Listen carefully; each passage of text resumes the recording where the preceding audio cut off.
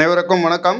இன்னைக்கு நம்ம பார்க்க போகிறது பிரபல ஹாலிவுட் நடிகை ஏஞ்சலினா ஜோலி நடித்த சேஞ்சிலிங் அப்படின்னு ஒரு ஆங்கில படத்தை பற்றி பார்க்க போகிறோம். அதுக்கு முன்னாடி என்னுடைய சேனலை இது வரைக்கும் சப்ஸ்கிரைப் பண்ணாதவங்க சப்ஸ்கிரைப் பண்ணுங்கள், லைக் கமெண்ட் ஷேர் பண்ணுங்கள். வாங்க இந்த படத்தினுடைய கதை என்னான்ட்டு பார்ப்போம். கலிஃபோர்னியா மாகாணத்தில் வசிக்கிற ஒரு சிங்கிள் மதர். இவங்க பேர் கிறிஸ்டின் காலின்ஸ். இவங்களுக்கு ஒரு 9 வயசில் பையன் இருக்கான். வீட்டில் பெரிய அளவில் வருமானம் எதுவும் இல்லை. இவங்க தான் வேலைக்கு போயிட்டு வரணும். இவங்க எப்பவுமே காலையில் எழுந்து பையனை போய் ஸ்கூலில் விட்டுட்டு அப்படியே இவங்க ஒரு சூதாட்ட கம்பெனி அது அங்கே வேலை பார்க்குறாங்க. சாயந்தரம் பையன் வந்துடுவான் வீட்டுக்கு. இவங்க வேலை முடிச்சுட்டு சாயந்தரம் வர வரைக்கும் அந்த பையன் தனியாக தான் வீட்டில் இருப்பான். அந்த பையனை பார்த்துக்கிறதுக்கு ஆள் கிடையாது. காரணம் இவங்க கண்டிப்பாக வேலைக்கு போயிட்டு தான் வந்தாகணும், இல்லைன்னா வேறு வருமானம் கிடையாது வீட்டில். அப்படி இருக்கும்போது இவங்க ஒரு நாள் எப்போதும் போல் காலையில் குழந்தைய போய் ஸ்கூலில் விட்டுட்டு இவங்க வேலைக்கு போயிடுறாங்க. அப்புறம் சாயந்தரம் வேலையை முடிச்சுட்டு வீட்டுக்கு வராங்க. வீட்டுக்கு வரும்போதே ஐயோ குழந்தை தனியாக இருப்பானே, என்ன பண்ணுறானோ ஏது பண்ணுறானோன்னு சொல்லிட்டு அப்படியே ஆவலாக ஓடியாந்து கதவை திறந்துன்னு உள்ளே வராங்க. உள்ளே வந்தால் குழந்தைய காணோம். ஒரு ரூமாக தேடி பார்க்குறாங்க. எந்த ரூம்லேயும் குழந்தை இல்லை. வெளியில் தோட்டத்தை பின்னாடி பக்கம் எல்லாத்துலேயும் தேடி பார்க்குறாங்க. சின்ன பையன் ஒரு 9 வயசு தானே அவன். குழந்தை வெளியில் எங்கன்னா விளையாடிட்டு இருக்கானோ, இல்லை எதிர்க்க எங்கன்னா விளையாடிட்டு இருக்கானோ அப்படின்னு சொல்லிட்டு எங்கெல்லாம் போய் பார்க்குறாங்க. எந்த இடத்துலையும் குழந்தைய காணோம்.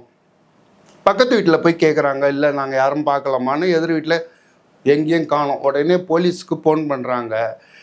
போலீஸ்க்கு ஃபோன் பண்ணால் அப்போ அங்கேருந்து என்ன சொல்கிறாங்க, அதெல்லாம் ஒன்றும் இருக்காது, குழந்தைன்னா எங்கன்னா பக்கத்தில் இருக்கிறதுல எங்கன்னா விளையாடின்னு இருப்பான், வந்துடுவான், நீங்கள் சரியாக தேடாத கொள்ளாத போலீஸுக்கு ஃபோன் பண்ணுவீங்க, அப்புறம் நாங்கள் எங்கள் ஆளெல்லாம் விட்டு எல்லாத்தையும் தேடி வச்சுட்டு டைம் வேஸ்ட் ஆனால் அப்புறம் குழந்தை கடிச்சிச்சிங்க அப்படின்வீங்க, அதனால் நல்லா தேடி பாருங்க அப்படின்னு போலீஸ் சொல்லிடுறாங்க. ஆனால் குழந்தை மறுநாளும் வரல, அதுக்கப்புறமும் வரல. இவங்க போலீஸில் கம்ப்ளைண்ட் பண்ணுறாங்க. போலீஸ் தேட ஆரம்பிக்குது. மாத கணக்காக ஆகிடுது. குழந்த என்னாச்சு ஏதாச்சுன்ட்டு ஒன்றுமே தெரியல. அப்படியே இவங்க இடிஞ்சு போயிடுறாங்க. இந்த ஒரு குழந்தை தான் இவங்களுடைய வாழ்க்கையே. இந்த குழந்தைய வச்சுருந்தா நம்மளுடைய வாழ்க்கையே ஓடினுங்கிற குழந்தைய காணமேன்னு சொல்லிட்டு அப்படியே இடிஞ்சு போய் போலீஸ்கிட்ட எவ்வளோ தூரம் இது பண்ணாங்க. போலீஸை தேடிட்டு இருக்காங்க. ஒரு நாள் இவங்க வேலை செஞ்சுட்டே இருக்கும்போது போலீஸ்க்கு இவங்க வேலை பார்க்குற இடத்துக்கு வராங்க. வந்துட்டு, மேடம் உங்களுடைய குழந்தைய கண்டுபிடிச்சிட்டோம், இங்கே தான் இருக்கான் வாங்க அப்படின்னோடனே இவங்களுக்கு பயங்கர சந்தோஷம். உடனே போலீஸ் இவங்களை கூப்பிட்டுக்கிட்டு ஒரு ரயில்வே ஸ்டேஷனுக்கு வெளியே இருந்தால் அங்கேருந்து ட்ரெயினில் கூப்பிட்டு வந்திருக்கோம் வாங்க அப்படின்னு சொல்லிட்டு ட்ரெயின்லேருந்து இறக்குறாங்க அந்த பையனை. இவங்க ஆவலாக குழந்தைய பார்க்கலான்னு ஓடுவாங்க. அப்போ அந்த பையன் ட்ரெயின்லேருந்து இறங்கி இவங்களை பார்க்குறதுக்கு வரான்.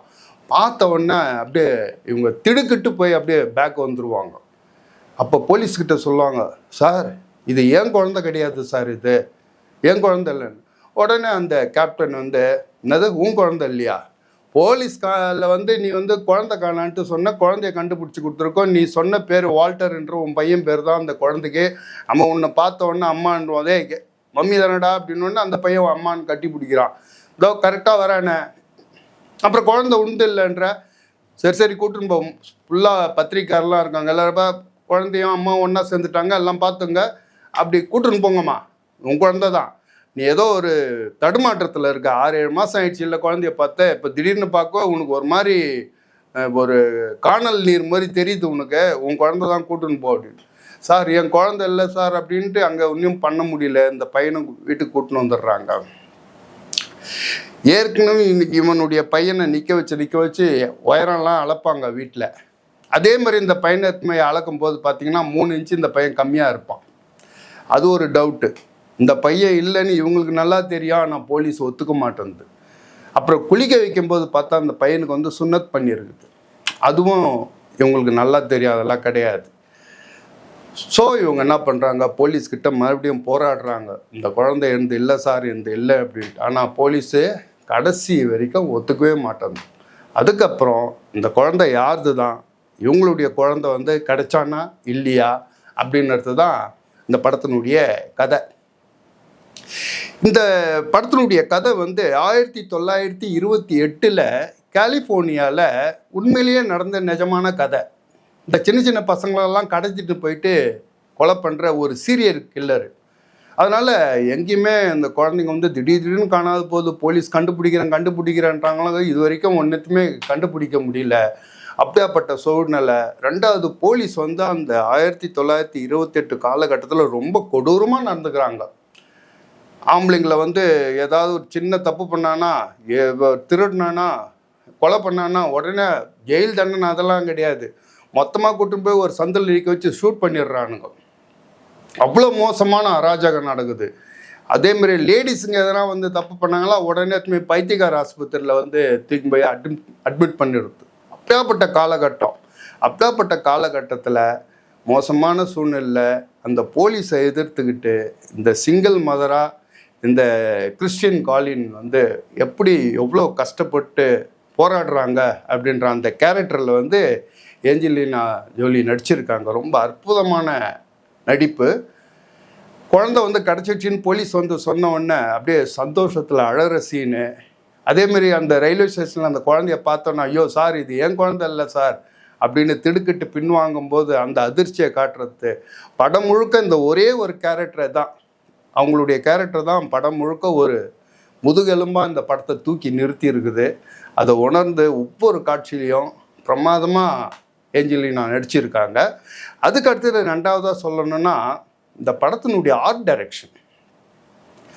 1928 காலகட்டத்தை காட்டணும். அதுவும் கலிஃபோர்னியாவுடைய பிரம்மாண்டமான வீதி, அந்த இடங்கள், பில்டிங், இது எல்லாத்தையும் காட்டணும். நம்ம படத்துங்கள்லாம் பார்த்தா ஒரு 1940-30 காலகட்டம்னா ஒரு பழைய அம்பாசிடர் காரை ஓட விடுவோம் நம்ம. அப்புறம் பழைய பில்டிங்கை 2-3 செட் போடணும். இங்கே அப்படி கிடையாது. ஒரிஜினலாக அந்த கோர்ட்டு, போலீஸு, அந்த ரோட்டில் ஓடுற ட்ராம் வண்டிங்க, ஏகப்பட்ட காருங்க எல்லாம் அந்த டி மாடல், அந்த ஃபோர்டு வண்டிங்க, சின்ன சின்ன வண்டிங்க ஓடுது பார்த்தீங்களா, அதெல்லாம் எப்படி தான் இவங்க செட் பண்ணாங்களோ தெரியல.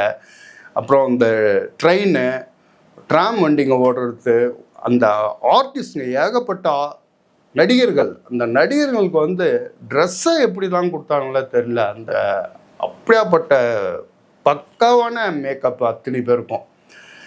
இந்த காட்சிகளெல்லாம் வந்து ஆர்ட் டைரக்ஷன் வந்து நம்ம படம் பார்க்கும்போது நம்மளை அந்த 1928 காலகட்டத்தில் நம்மளை கொண்டு போயிடுது படத்துக்குள்ள. அப்படியாப்பட்ட ஒரு அற்புதமான art direction, camera work, direction வந்து பிரபல ஹாலிவுட் நடிகர் கிளின்ட் ஈஸ்ட்வுட் வந்து ப்ரொடியூஸ் பண்ணி டைரக்ஷன் பண்ணியிருக்கார். Fantastic direction. 3வதாக ஒரு முக்கியமான விஷயம் சொல்லணும்னா அந்த படத்தினுடைய கிளைமேக்ஸ்.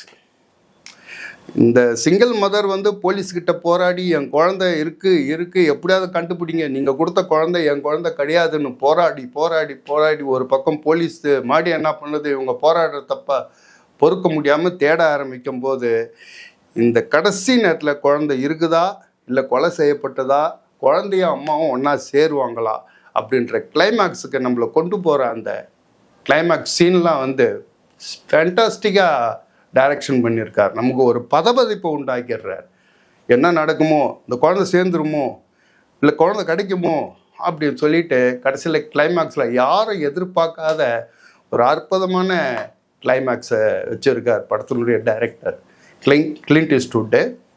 இந்த படம் வந்து டிஸ்னி ஹாட் ஸ்டாரில் இருக்குது. ஒரு தரமான ரசித்து பார்க்கக்கூடிய ஒரு அருமையான படம் இது. மிஸ் பண்ணாத பாருங்கள். பார்த்துட்டு உங்களுக்கு இந்த படம் பிடிச்சிருந்ததுன்னா நீங்கள் உங்களுடைய கமெண்ட்ஸை வந்து சொல்லுங்கள். நம்ம அடுத்த வீடியோவில் பார்ப்போம். பாய்.